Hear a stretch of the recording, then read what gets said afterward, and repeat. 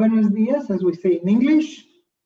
We are going to do a recording of the session to keep a trace of this discussion.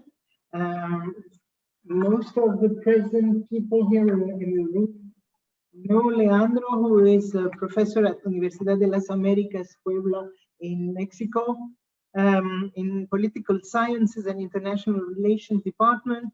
He specialized in social studies of science from the political aspects of science and technology studies. He has been doing studies on the political sciences in Argentina, culture and society in Mexico, STS in Latin America. He is the editor-in-chief of Tapuya, Journal of Science and Technology Review of Latin America. And he is finishing a stay of 6 months with us in France. And we want him to talk about one of the endeavors that he has undertaken with Wiebke Keim, which is to produce a handbook on the circulation of knowledge, of academic knowledge. And he will talk about what he calls epistemic hubs in the 21st century, and how academic knowledge is circulating worldwide. Thank you very much.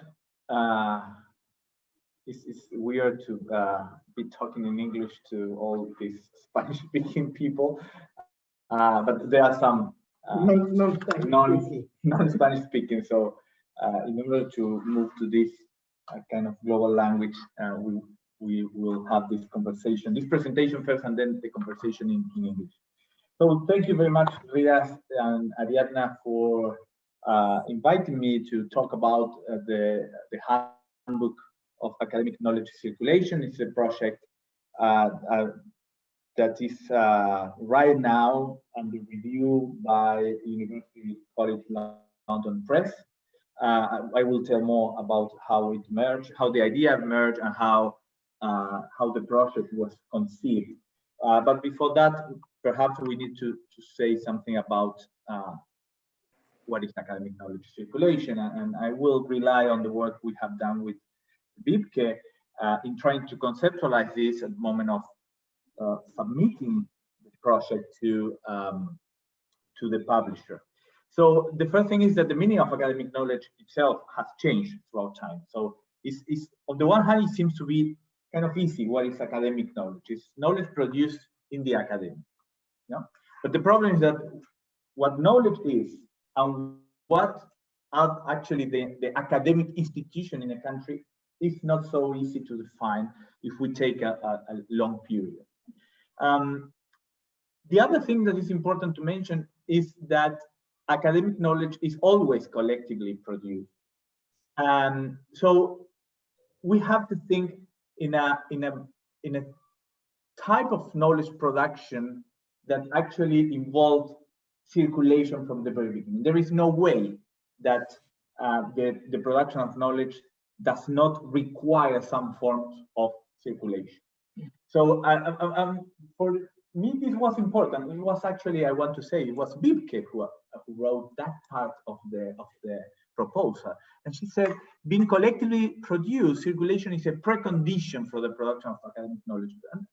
So it's weird because what we can say more classic or basic understanding is that first you produce knowledge and then it circulates. But actually, it's not possible to see that, except if you are particularly interested in one moment in which, you know, the creative moment you want to emphasize. Otherwise, you are always transforming knowledge. You are using knowledge already produced, somehow using that as raw material for your own ideas, and then moving that knowledge to another part. So instead of talking about production, we are always talking about circulation, actually. But the term circulation competes with other terms that have been used: transfer, traffic, mobility, diffusion, or even travel or traveling. So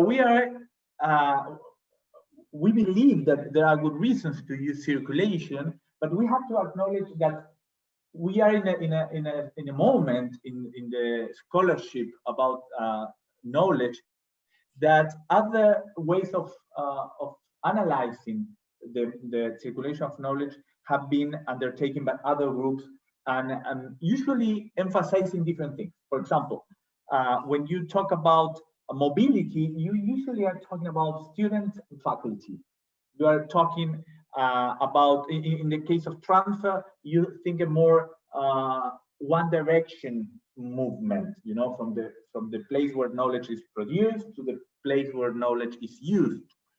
In a similar way, diffusion was an important word to understand circulation of knowledge 50 years ago, and still is for those who believe that diffusion is something that implies someone who knows and other people who don't know. So diffusion is still important for some scholars.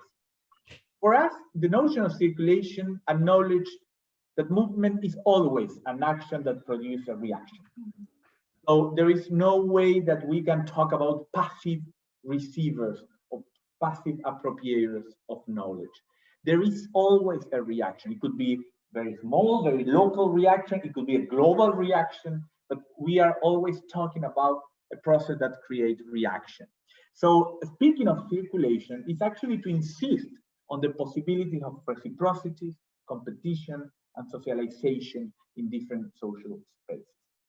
So in that regard, and I will return later to this, because we see circulation, we are always expecting some sort of reaction. It's not something like may happen or may not happen. No, actually, it will happen.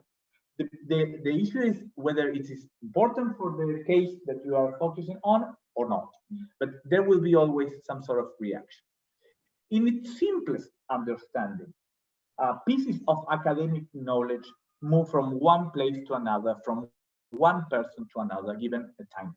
So that's the basic. We are talking here about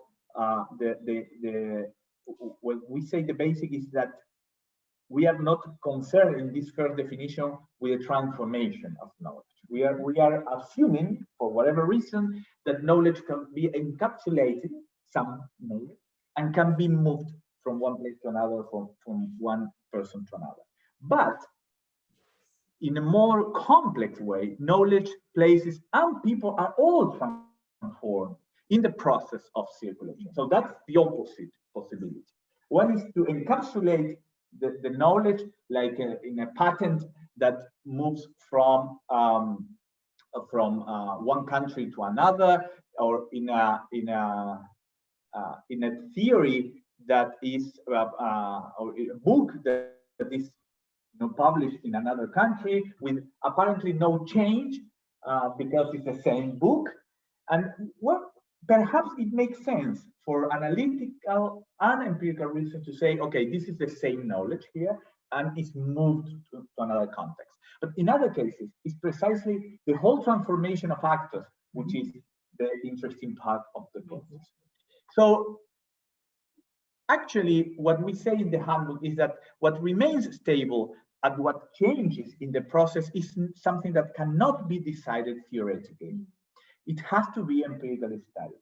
So, of course, there are theories that take a stand on this issue, and this theory actually emphasize maybe actors, maybe the textual dimension of the knowledge or other dimensions. But for us, and specifically after receiving so many contributions for the handbook, it's pretty obvious that it's something that should be decided case by case, actually.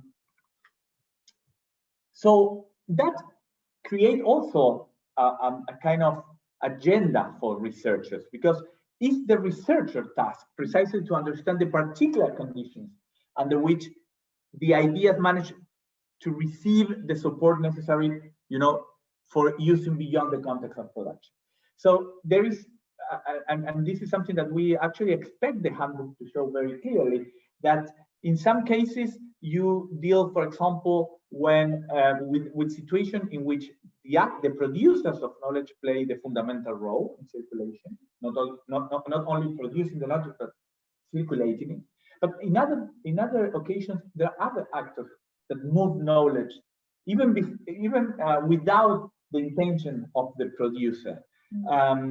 So it's the researcher who has to decide exactly what actors, which context, which means, which procedures need to be focused on. The movement of knowledge, either embodied or materialized, and this is another important thing, is always part of longer and longer loops in which these actors seems to be circumscribed, especially and temporarily. But they are always in a process like these loops there, because of course you can stop and you can pay attention to one of these loops and you say, okay, I'm interested in this period, this country, or this institution, or this program of mobility, and it's okay. But actually, if you zoom in or zoom out, you will see different loops, permanently going on.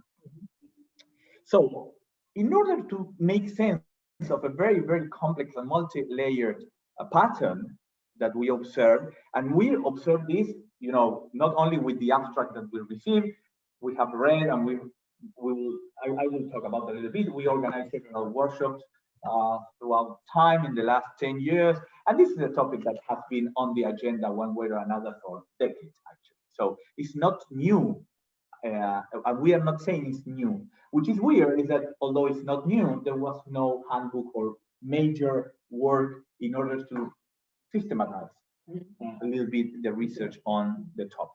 So what we decide at the moment of organizing the call for contribution is that research always needs to do these four things. One is to identify particular instantiation. So it's very difficult to talk about circulation of knowledge in abstract terms. You can have even a philosophical understanding of circulation of knowledge. But at the end of the day, the more abstract the approach, the more cases will be out of the scope of your understanding. So you have to identify these instantiations of academic knowledge. And when you do that, and this is an important part to explain why we have a section 1 on concepts, you need to create concepts to understand different ways of knowledge circulation. I will return to this a little bit later. The second thing you need to know is isolate, dissect, and situate knowledge spaces and actors. So it's not all, in STS, we always say this, all knowledge is situated. And that implies at least these two things. We need actors, we need spaces, and we need practices. That will be a third important aspect. The third point is we need to identify and ground channels of knowledge circulation. And I will go back to this in a minute. And finally, we have to determine a historically limited moment or sequences and remain sensitive to the power dynamics of any process of knowledge circulation. So power is not something like if, cannot be avoided in the understanding of knowledge circulation. It could be somehow dispersed in the case. It could be not very clear because you're talking about what seems to be a very intellectual process, but actually there is always power going on.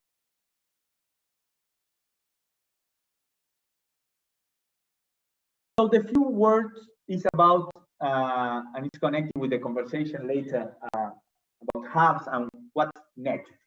So I would like to mention two things that I see on knowledge circulation very, very quickly. One is what I call the COVID-19 effect. So academic and scientific mobility came to a complete halt in practice for a year or so. But scientific knowledge circulated faster than ever. With publishers open up their pay-per-read articles, for example, international teams collaborating even when they were previously competing, an extraordinary investment from private capital, philanthropy agencies, and the states. A side effect, of course, is the circulation of fake news and erroneous knowledge. With social networks and the dissemination of knowledge in the making greatly enhanced. So the problem is that we are circulating knowledge in the moment it's made. This is a particular situation. So the World Health Organization says one think today, they change their mind in a couple of weeks, they change again, and that's, you know, creates a very complex flow of knowledge, because we are talking about a serious organization with experts, but at the same time dealing with circulation of knowledge in the making, not when knowledge is validated and institutionalized. So cooperation, once the most critical phase of the pandemic is over, may turn into a new scientific technological race between superpowers. So this is one possible scenario.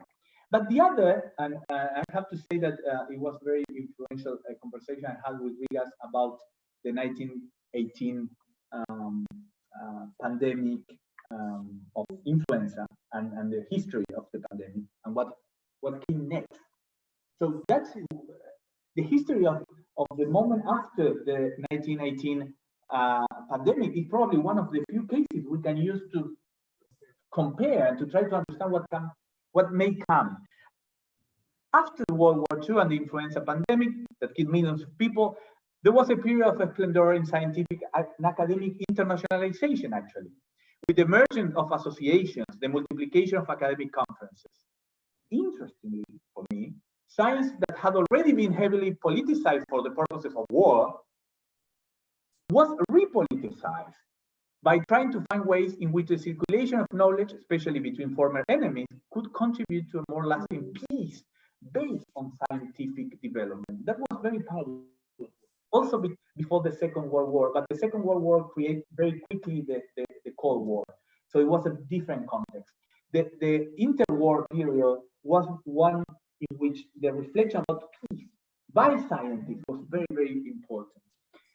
Will we see a more engaged academy, perhaps with much more citizen science around, strongly internationalized and cooperative, orienting its agenda towards issues that were shown to be relevant, such as health and disease prevention, virtual education, or responsible consumption? Well, I don't know, but history shows that it could be the case. It could create some kind of global awareness.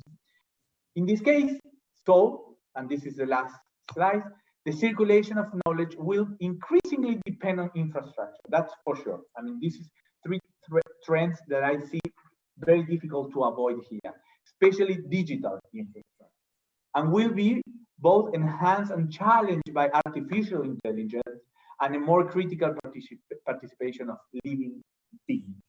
Whatever we understand, we can discuss this later. The second is that the circulation of academic knowledge will bring about new changes in the institutional structure of science, technology, and higher education. And finally, for me, the circulation of knowledge as a prerequisite for its production, as I said in the beginning, demands a different epistemology, more sensitive to social, political, and economic differences at the global scale.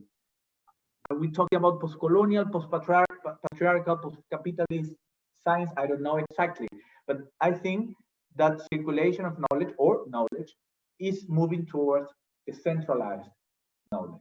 More actors, more connected, more making decisions about their local situation, but in a context of global connections. And I will stop here, and I will thank very much all of you